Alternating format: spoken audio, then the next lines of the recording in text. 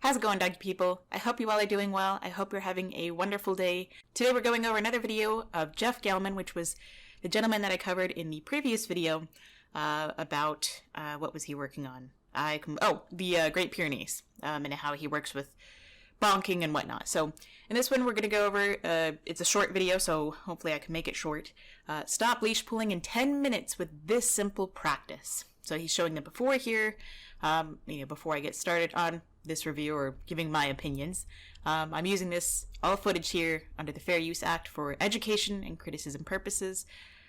I don't mean anything against this guy. I don't know this guy. I don't care about anything personally. I'm simply giving my opinion on what I see of how he interacts with animals, specifically dogs, and I give you a different view on how I may do it. So the owners or regular everyday dog people watching these can make an educated decision of their own. I'm not out here talking to trainers. I'm not trying to change anybody's mind.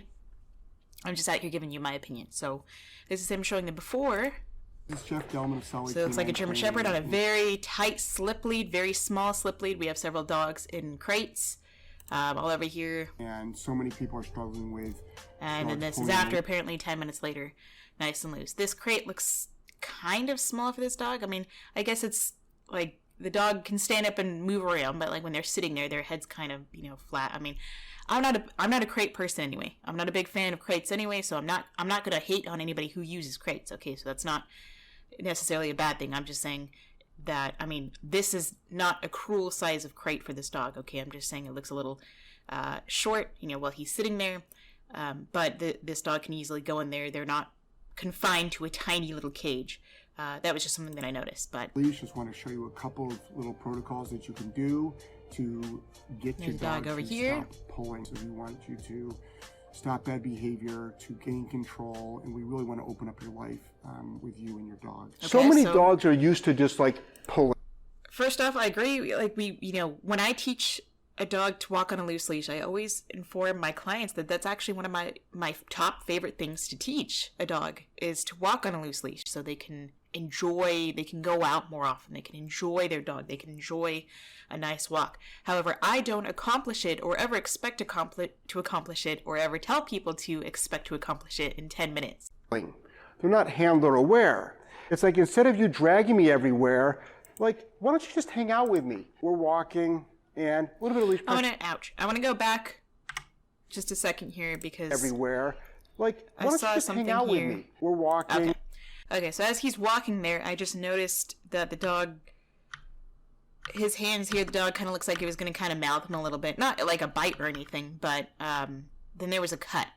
So I noticed things like that. So he's coming over to his hand, right here or underneath his hand. Little lip lick there, maybe showing a little bit of anxiety. Looks up, maybe like it's a little uncomfortable having something above its head. Now, he doesn't notice this because he's talking to the camera. Dog lifts their head up. Like maybe they wanted to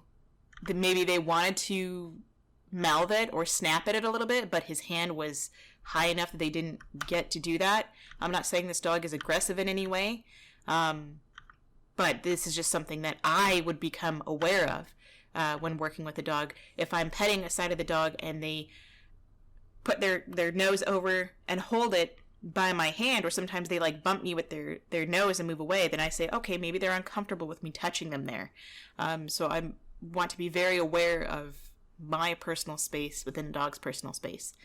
We're going to play. We're walking. Dog does that and an immediate cut. Pressure. So why is there a cut here? Between here, this is just after the fact that the dog kind of bumped into his hand, made a little mouthing action, which they didn't make contact with, to immediately here, where the dog was over here and now they're sitting. Did he correct the dog? I don't know if he did. My own personal theory is that he could have reset the dog, corrected them because he doesn't like mouthing. He's a very controlling trainer from videos that I've seen. But I'm not saying that he did anything. I'm not saying he abused the animal and he cut it out. I'm just saying that in my own personal theory, for that cut to be there, I would assume, and this is just an assumption, doesn't mean it's true, that we can see clearly that he has reset the dog. So I don't know what happened. He could have just turned them around. He could have popped them. He could have done whatever. Clearly the dog was over here, and now they're over here in his sit. So, something to look out for. We're walking And a little bit of leash pressure. Ouch. Good. Now, I say ouch because, I mean, the dog is not necessarily yelping or hurting, but it's uncomfortable to have that tiny string around your neck. As well as we don't know how long they've been working together. Good. I can almost stay stationary, actually. I can almost stay shaking, in one spot. Shaking off their head, maybe getting used to this, loosening up the leash again. And it's just like, good. If you go a little bit like this, and if I just stand still, good. See, the dog is choking. I don't like to use tiny ropes here. Yeah, I mean, it works by using pain compliance. And again, with that cut, we don't know if he popped this dog, so that way now they're softer on the leash. I'm not saying he did, but it would stand to reason that, you could easily say before and after, where you pop a dog with a tiny leash or a prong collar or whatever, and then after that they're more sensitive to it because they know that you mean business, but you don't show it on the video. I'm not saying he did that. That's just something that can happen with other trainers. I don't like to use ropes around. If I'm going to be using a slip lead, I have a very specific martingale slip lead that has a nice wide, flat martingale type collar that also has the special attachment in the back that prevents the dog from slipping through. But I don't like to use ropes, or even if this were a larger, say like a 1 or 2 inch diameter rope, I still don't like that rounded cord around the throat because it puts too much pressure on the throat. As you can see, this dog is kind of coughing because it tightens up around their neck and it's uncomfortable. If I back up a little bit, good. Now, the dog could have done that because of his body language, not because of the leash pressure. And again, already tight, he doesn't give this dog the full 6 feet of their leash, which I feel like would cause the dog to pull less. If you give them more leash, they're likely to pull less because they're not being nagged and tight and this and that. But he's already stopping the dog from getting over there. He wants him to be right next to him. I don't know why everybody is so obsessed about their dog being next to them. I mean, give them at least their 6-foot leash. I mean, it doesn't mean that they have to be, it doesn't mean they can't be next to you at all, but I don't think they should be next to you constantly. And you're going to be doing a little bit of leash pressure here. It's like, because if I don't, the dog will just drag you off. Now, so there was another cut, and that could have just been an edit. The dog is clearly still here, so there was just an edit about, I don't know, maybe the mailman came, who knows? Santa landed on the roof, who knows? I'm less worried about that cut because there's not like a significant change. But I understand about leash pressure. I teach using leash pressure, not by using a tiny corded rope though. I teach leash pressure on a harness and on a regular wide flat buckle collar. Looks like we might have a prong collar and a leash here. Maybe it's for this dog, maybe it's not. But sorry, I'm a chicken on crack. I've had some caffeine this morning, so I'm all hyper. But, notice things in your environment. Dogs are very, very keen to everything in their environment. So when I'm working with a dog with leash pressure, I don't rely on this tiny cord because, as I've said it before, you have leverage with something that's small. If you had a piece of thread around your wrist and you're trying to lift up a 10-pound weight, you're not going to be able to get very far because it's going to dig into your wrist and hurt. If you had a 3-inch wide band around your arm and you lifted that 10-pound weight, it would be much easier because you have a lot more surface area. When it comes to, surface area, it can be more comfortable or less comfortable. And with that pain, if you have length and pain, you can have more leverage. Let's say the dog was crowding me. I also have the option of... Well, you were just correcting the dog for not being right next to you, so now when they are next to you, you're going to correct them again? If you weren't so controlling... Pressure. What is spatial pressure? Let's say... So it's either showing whites of their eyes, they seem a little bit nervous. The opposite, you're like always panting, coming into me too much. Yawning. I can also turn and walk into the dog. No, I hate that. I really don't like that when people just bombard the dog, they ambush the dog, they don't teach the dog what to expect. If the dog is like really crowding you, yes, you can do that, or you can use the your arm and your leash or redirect them. I mean, if you weren't so controlling and making them stay right next to you all the time and let them naturally go over here where they wanted to, maybe they wouldn't crowd you so much. But you can't just teach them one thing and then decide a second later, I don't like this, and now I'm going to just walk into you, step on your toes, I'm going to do whatever. It's just confusing and it's not right for the dog. And to get the dog out of my way. Good. That's just confusing. I can turn into the dog. Why? And then bring the dog back. So again, it's confusing. The dog Good. is like, what the hell are you doing? Why are you're pushing me away, but you won't let me get away because you hold me on 2 inches of slack, and then you pull me right back. This is confusing. If you want the dog out of the way, you can teach them off. You can give them their leash and allow them to get out of your space. You can walk around them. I mean, Jesus, dude. So imagine I'm not just saying doing that this is like detrimental. I mean, compared to his last video, this is nothing. This is very, very calm and mellow. But the premises of what she's trying to teach people, this is just confusing. I'm trying to understand it from the dog's point of view. I'm giving the dog a voice. You know, again, he holds it super short on a tiny little slip lead and just expects the dog to be able to read his mind. Otherwise, there's no right answer. You're going to get corrected no matter what. Simple exercises of... Again, he doesn't even let the dog just... Okay, perfect. I hold on. I get the dog back to me. But then again, he just takes that slack out. Just hold the handle. I tell people, hold the handle and put your hand in your pocket, or just hold your hands down here in a 10-inch box. Don't have these loud hands, that are swinging wildly. Don't take all the slack up in your hand. Let your dog have freedom and get away from you. Stop being a control freak. I know it sounds counterproductive, but the more leash you give your dog, the less they pull, usually. The less frantic they are, the less nervous they are, I'll say. As soon as the dog comes back to me, I loosen up on the leash a little bit. So let's start shaping the walk. Let's start doing some right-hand turns. See, again, this crate, kind of short for this little guy, uncomfortable. He can't really sit up there. The most comfortable he would be like laying down. But again, I'm not saying it's the end of the world. Some left-hand turns. And don't let's give the dog just walk into the dog. I hate when people do that. Like, they don't give the dog a chance. This dog is panting. They're nervous. They're cute little curly tail. They're trying, but he doesn't even teach them that any cue. He just walks into them randomly. He doesn't give the dog a chance to try to offer behavior. The dog is just here okay, I'm just existing. I'm just trying to stay out of your way. Try to avoid correction. Use a combination of just some simple 180s. Quit. He's like Beckman. I hate it when people just walk into a dog. And he's not hurting the dog. I mean, even I can say, I really don't think this dog is being hurt.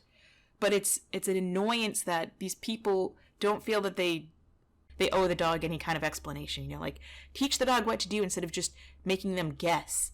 Because the dog isn't learning anything. They just learn that randomly you walk into them. And they're just following you la-di-da-di-da. He's not paying attention to you. He doesn't know what you want. Versus if you use, a treat or a toy and you can teach them different directional changes, that would be great. You can practice that. But... And also some spatial pressure. So if I'm walking this way, and I turn, good. Again, maybe 6 inches of slack this time. Good. He's just dragging the dog around and then walks into him. Good. And this way. This dog is very nervous. Walks into him. Good. This is a way to make a dog more nervous of you. And this kind of dog, this individual dog, as we saw that when he had his hand over him, he almost made like a melding, I don't know what to call it, but he tried to meld the hand, or it looked like he was going to, he or she. This individual dog might become more nervous with people around his face or around his head. If you just keep doing this, you keep just walking into them. Dogs can easily, if they're really fixated on something or nervous and you keep moving in, bumping their head, even as soft as it is with your leg, they might try to redirect on you. And they might get irritated by it. Versus teaching them what to actually do. And you can say, as you're walking, you can say off, and then they know to turn away from you. Or you can say with me, or come on, or whatever. You could say pickle, and then they turn right with you, okay? It makes it easier for the dog. It's not just a guessing game. See, we got a little bit ahead of me? Jesus. Okay, so jumps out. This is in trying to teach the dog a behavior, is teaching the dog the wrong behavior. He's trying to teach the dog to get out of his way. He's actually teaching the dog to jump and become more excited and creating worse behaviors. Then the dog with him is going to get corrected. when really you could have just taught the dog exactly what you wanted versus making them guess and irritate them by walking into them, and then they learn other behaviors you don't want. Which is great, but look where he is now. Great that he jumped. Spatial pressure. Too much spatial pressure. Okay, when it comes to pressure, with pressure and release, which is what he talks about, which is not really pressure and release, he uses too much pressure. Predators, dogs are predators, humans are also predators. Humans don't know when to give release. So if he were walking into this dog, walk, walk, walk, walk, walk, that's pressure. If he were to stop and back away, that's release. Humans are really good at putting pressure on animals and other people and situations, but we don't know when to give release. And it's very important because the animals learn on release of pressure.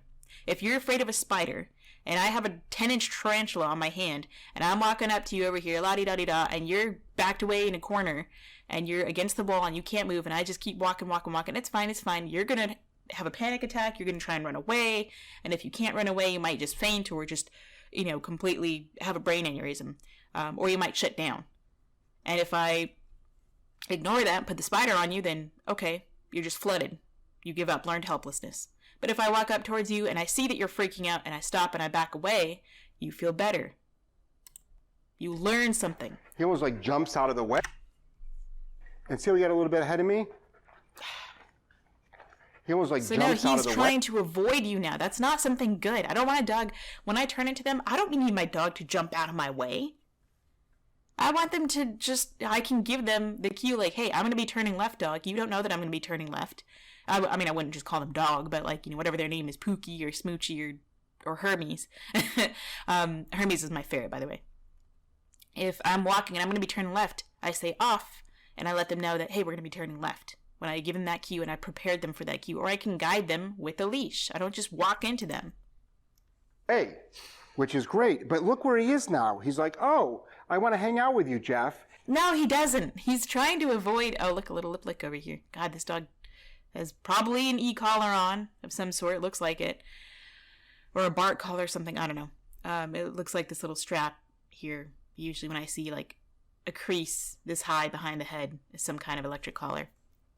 But, not saying it's in use at this time, who knows, but, or if it's even what it is, but he's not trying to hang out with you, he's trying to avoid pressure. He's trying to prevent you from walking into his face and correcting you. Good. And this is just stupid. These are going to be probably more effective for you. It's just unpredictable. The dog is lip licking. The dog is uncomfortable. I wouldn't like someone running into my head constantly. Because the dog is going to be thinking about surging ahead. So. And all this ridiculous. This dog is so over it. I'm with you, dog. I'm with you.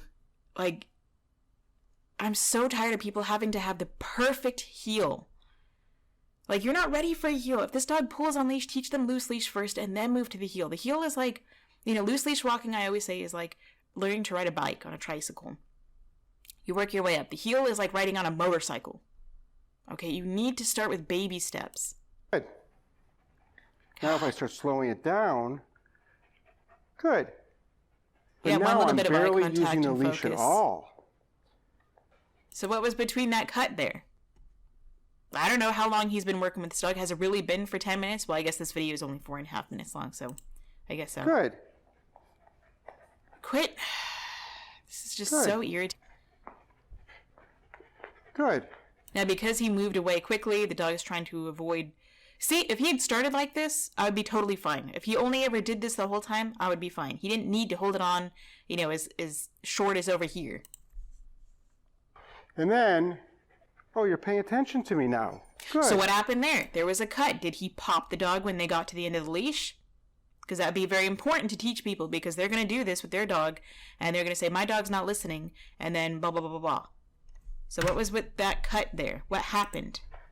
And then... He's over here. Oh, you're paying attention. And then they cut over here. He was over here, and he's over here. Now he says, oh, you're paying attention. Did he pop the dog on the leash? My suspicion would say, possibly. I wouldn't be surprised if he did. I'm not going to say that he did, but we don't know because he cut that out. Listen to me now. Good. How nice of you. Good. Why should he? He doesn't care. You don't have anything for him other than a slip lead that hurts or at the very least causes discomfort. that he's trying to avoid. Why should he pay attention to you if you have nothing for him? So that was like sort of like a mini session. And then I've got a dog. Look at how much more this dog is, like, his tongue is sticking out, how much more stimulated this dog is. It's all the anxiety that's been building. It's sort of just like, I'll just hang out with you. All right. I'll just hang out with you. He's there because he has to. The dog is there because he has to. He's not there because he wants to. If you drop this leash, this dog would just be gone. What do you want me to do? So that's intro to leash pressure, almost like a consolidated version of it though, because I want to make these videos really short and easy for everybody to do. And if you only spend 5 minutes at a time working your dog with this, literally just getting them used to becoming like, yeah, I'm sort of important. I think so many of us are just... Well, this will be good. This dog's going to tighten this and we're going to see what he does. But I will agree that do it in short little sessions. I'm going to leave my tutorial of how I teach leash pressure, the longer and the more condensed version, in the description below. So you can see for yourself if you want to how I do it, how he does it. You can even look up 1,000 different other trainers, how they do it, okay? But I don't expect a dog to care if I'm important or not with just the leash alone. I mean, if I just take a dog on leash, I don't expect them to care anything about me if I'm not their owner. I can have some treats and they can have that motivation to come back to me because I give them something good at proper timing, and I'm rewarding them for certain things. I'm not just there to just bribe them like, hey, come here, I have a treat. You come to me when I call you, yeah, you get a treat. You want to sit down and be nice and calm, yeah, you can get a treat. Or you can go sniff, or you can do whatever. I'm not going to be controlling. But let's see what he does here. Letting their dogs just control them. And I want folks to also know... Okay, so that was actually pretty gentle. Start shaping I will give him the slightest bit of credit that was actually pretty gentle. That he didn't just immediately pop the dog. But also, it takes time to create a bond with the dog. If I ever have a board and train at any point in my life, I don't expect that dog to give, 2 hoots about me because I'm not their owner. I don't have a bond with them. Even for 2 weeks, which would be a very long time, to have a dog in my presence, away from their owner. But that's the typical board and train, boot camp style. I wouldn't expect the dog to really care about me other than seeing me as the treat person, like the cool aunt, whatever. That's cool. I'm fine with that. But as soon as they see their parents, I expect them to have much more, attention towards their owners because they have that bond. But as a trainer, I don't expect any dog to care about me. Heel. It should be graceful, almost like a ballet. Heel, and don't worry so much about the heel. You can if you want to, but I don't care. I think it's just so overworked, this heeling that your dog has to heel by your side in order to what? Be impressive? Be a good dog? It's just for show. Actually a choreographed dance. So come into this smooth ballet, dragging like we're going this way. Hey, let's go this way. Running into its face, lip lick. The dog is like trying to avoid. Now, can it be done smoother than this? Absolutely, if your dog knows what to expect. Hey, let's go this way. Now this is actually the dog giving into pressure. It was tied on a leash, the dog moved into it, so okay, over time you can make the dog very soft, but it would be more impressive if this were on a harness, because there's not so much pain, compliance, or discomfort causing the dog to move into pressure. And if you pull this leash, and this dog moves in a step, but you're supposed to loosen that, and that's the release of pressure. Teaching the dog, when you move in, when you feel pressure on your neck here, you move to the right, or you move forward, or you give in to pressure, pressure is released. You'll see that in my video. Swing you around this way. Let me just it doesn't really seem like swinging. He's just dragging. SIT. Good job. He's dragging the dog. He pulls up on its neck. He doesn't even try to teach a sit, with like a, lure or anything. The dog looked at the whites of his eyes. Mouth was closed. He gave a lip lick. This dog is very nervous, and he's making direct eye contact. And that, to me, I wouldn't be at this stage yet of making direct eye contact or holding direct eye contact, until I pair it with something really good. And food reward. But there is no food reward. There is no food reward. And you're putting your hand towards this dog's face, and there's nothing good to pair with this. The dog can be more nervous about that. We use tons of food. He just doesn't take food from me right now. He always says that. He always says that. I guarantee this dog would take food from me right now. If you had it, if you had an actual, not just a piece of kibble. He's big on saying, oh, we use tons of this, we use tons of that. No, you don't. I know you don't, because I've seen videos of yours. I mean, that Great Pyrenees, you didn't offer them food. I barely see him use food. And if the dog doesn't want to take food, they're over threshold. More shy stuff. Just ate. Yeah, you know what I mean. Just ate. No, I actually don't believe you. I don't believe you that the dog would not have taken food then. He just ate. Those are all excuses. So anyway, that's my opinion on this video. I hope you're able to learn something. Again, I will have my own version of this in the description below. And I'm not saying that I'm right and he's wrong. I'm pointing out things that he does that the dog might see differently and things that I do. And I can even point out my own mistakes in my own training, with my Shiba. But, I'm not saying that I'm better than him. My prerogative is to work to benefit the dog as much as possible, not just the human. So you can look at my video, you can look at his video, you can look at Kiko Pop, you can look at Zach George, you can look at anybody else you want to. And you can decide for yourself. Again, I'm not out here talking to trainers, I'm talking to the owners. So thank you very much. Let me know what you think of this video. If you learned anything, if you have any questions, enjoy your little animals. And until next time, stay positive.